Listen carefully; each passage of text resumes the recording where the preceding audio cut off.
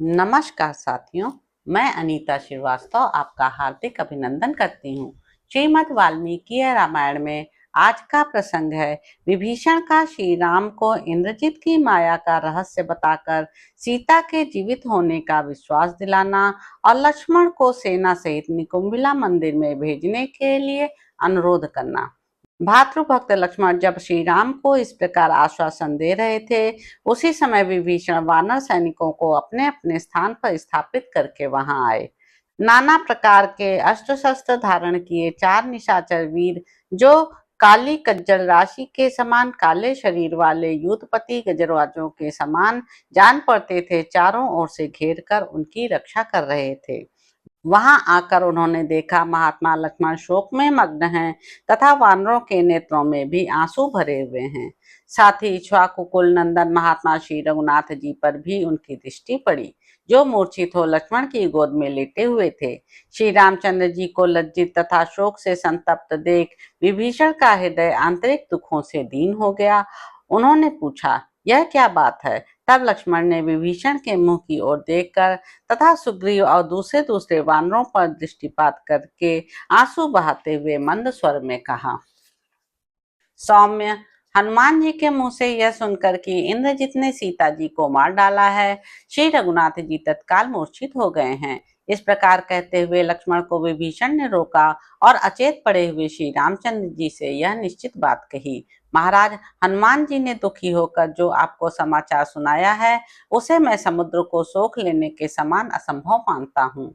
महाबाहो, दुरात्मा रावण का सीता के प्रति क्या भाव है, यह मैं अच्छी तरह जानता हूँ। वह उनका वध कदापि नहीं करने देगा। मैंने उसका हित करने की इच्छा से अनेक बार यह अनुरोध किया कि विदेह कुमारी को छोड़ दो, किंतु उसने मेरी बात नहीं मानी। सीता को दूसरा कोई पुरुष साम दाम और भेद नीति के द्वारा भी नहीं देख सकता, फिर युद्ध के द्वारा कैसे देख सकता है? महाबाहो, राक्षस इंद्रजित वानरों को मोह में डालकर चला गया है। जिसका उसने वध किया था वह मायामयी जानकी थी, ऐसा निश्चित समझिए। वह इस समय निकुंभला मंदिर में जाकर होम करेगा और जब होम करके लौटेगा उस समय उस रावण कुमार को संग्राम में परास्त करना इंद्र सहित संपूर्ण देवताओं के लिए भी कठिन होगा। निश्चय ही उसने हम लोगों को मोह में डालने के लिए ही यह माया का प्रयोग किया है। उसने सोचा होगा, यदि वानरों का पराक्रम चलता रहा तो मेरे इस कार्य में विघ्न पड़ेगा। जब तक उसका होम कर्म समाप्त नहीं होता उसके पहले ही हम लोग सेना सहित निकुंभला मंदिर में चले चलें। नरश्रेष्ठ, झूठे ही प्राप्त हुए इस संताप को त्याग दीजिए। प्रभो, आपको शोक से संतप्त होते देख सारी सेना दुख में पड़ी हुई है।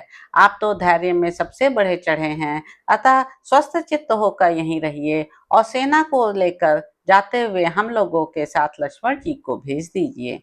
ये नरश्रेष्ठ लक्ष्मण अपने पैने बाणों से मारकर रावण कुमार को वह होम कर्म त्याग देने के लिए विवश कर देंगे, इससे वह मारा जा सकेगा। लक्ष्मण के ये पैने बाण, जो पक्षियों के अंगभूत परों से युक्त होने के कारण बड़े वेगशाली हैं, कंक आदि क्रूर पक्षियों के समान इंद्रजित के रक्त का पान करेंगे।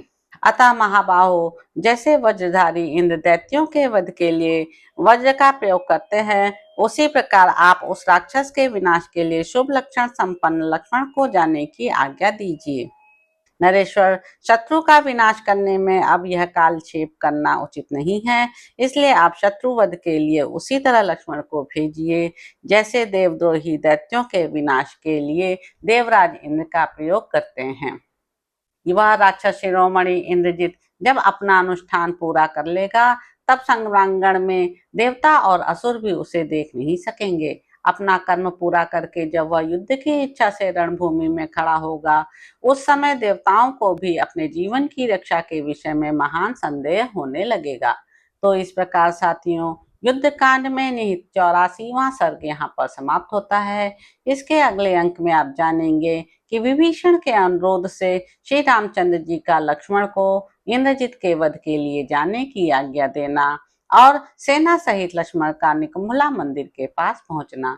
तो अब आपसे अगले अंक में मुलाकात होगी। मेरे YouTube चैनल संवाद विद अनीता को लाइक करें, शेयर करें, सब्सक्राइब करें।